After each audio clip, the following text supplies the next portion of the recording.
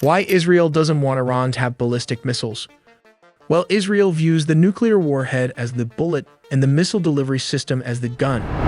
Their argument is simple. Even if the US succeeds in pausing Iran's nuclear enrichment, stopping the bullet, allowing them to continue developing ICBMs, means they are still building the gun. According to Israel, if Iran possesses functional ballistic missile, they could break out to a nuclear weapon in mere weeks.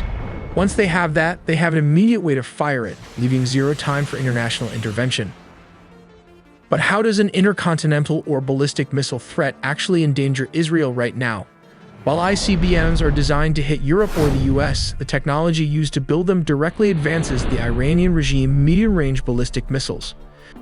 These shorter-range weapons can already reach Tel Aviv and Jerusalem in minutes. Israel fears that without limits, Iran will mass-produce these missiles to the point where they overwhelm the Iron Dome and Arrow defense systems, a fear that was realized during the heavy barrages of the June 2025 conflict.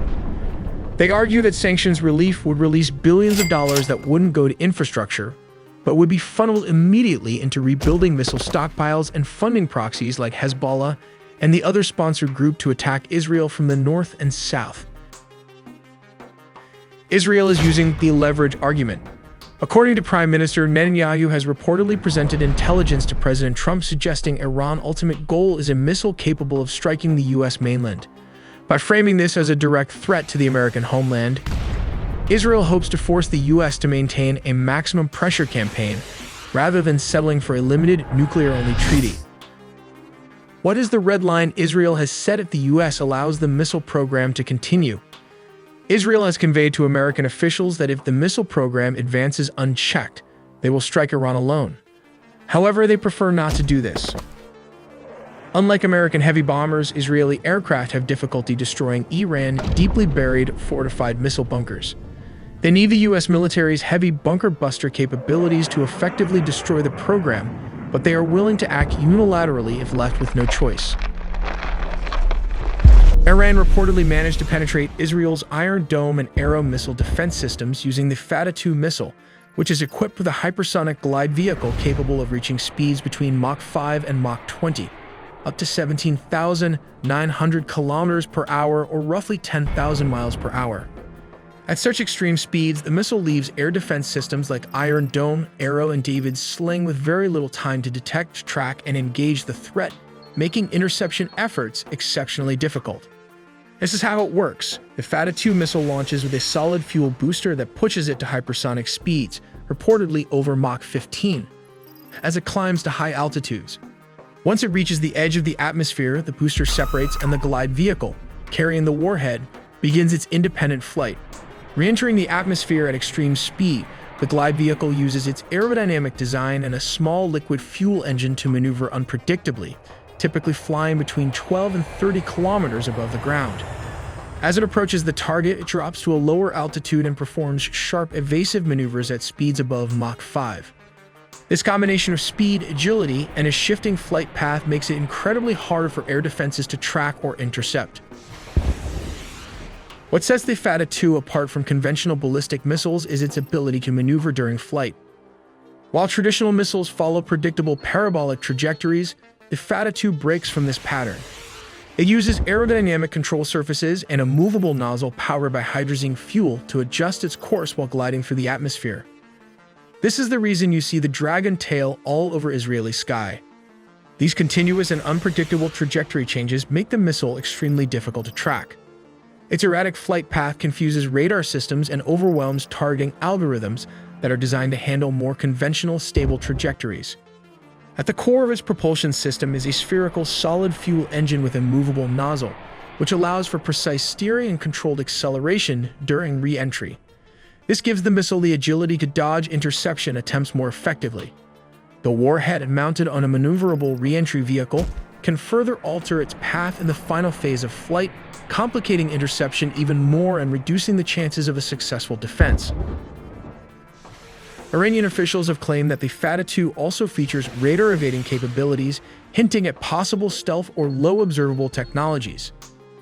Iran has also asserted that the Fateh-2 has already penetrated Israeli air defenses and struck high-value targets, including military intelligence facilities and the Israeli Air Defense headquarters in Tel Aviv. For context, the earlier Fatah-1 missile is a two-stage, solid-propellant weapon equipped with a maneuverable re-entry vehicle capable of mid-course adjustments and independent flight.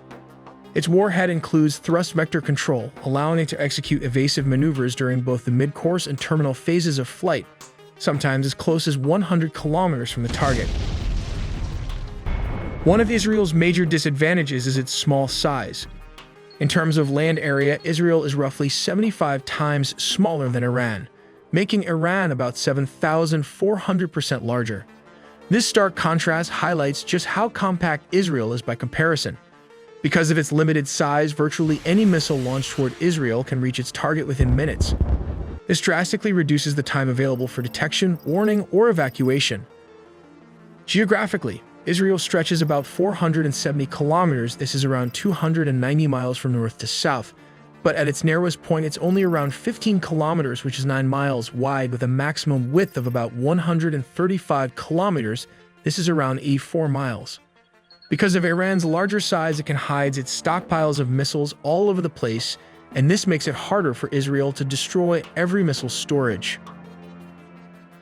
Let's take a look at why the Iron Dome failed to intercept the Iranian ballistic missiles. Apart from discussing the multi-layered missile defense system, the Iron Dome itself has a range of around 40 miles, while the David's sling can intercept ballistic missiles up to a range of 180 miles. The top-tier Arrow anti-ballistic missile systems can target threats up to 1,500 miles away. After analyzing every Iranian ballistic salvo, we realized the Iranian would fire around 100 missiles mixed with drones and cruise missile to overwhelm the Israeli air defense systems. They are then followed by these Fatah missiles. Although the Arrow missile defense system successfully intercepted many missiles before they reached Israel, many still got through. The main problem behind the failure to intercept was after the detachment of the glide vehicle from the launcher. The glide vehicle can change its trajectory multiple times, which confused the Arrow missiles. This maneuver also bypassed the David's sling and finally the Iron Dome system, which is not designed to counter hypersonic missiles like the Fatah 2 model. These missiles were launched from Iranian territory, likely from areas around Tehran and other strategic missile bases, targeting multiple Israeli military installations and urban centers such as Tel Aviv and Jerusalem. To achieve this, Iran deployed hypersonic missiles attack on Israel, launching approximately 100 ballistic missiles and drones, including hypersonic variants and many salvos. This was a retaliatory strike following Israel's massive airstrikes on Iranian nuclear and military sites. Assuming the IDF intercepted 90% of the projectiles, even if just 10 managed to get through, the damage could still be devastating. A single ballistic missile warhead has the potential to destroy an entire city block, as we've seen in past strikes on Tel Aviv. The missile has a range of around 1,500 kilometers, only slightly more than its predecessor, the Fatah 1. What sets it apart from other ballistic missiles is its ability to accelerate outside the Earth's atmosphere, while its aerodynamic control surfaces enable steering to evade the famous Arrow missiles defense system made by Israel. We make original videos from scratch, so please do subscribe and hit the notification bell for more videos.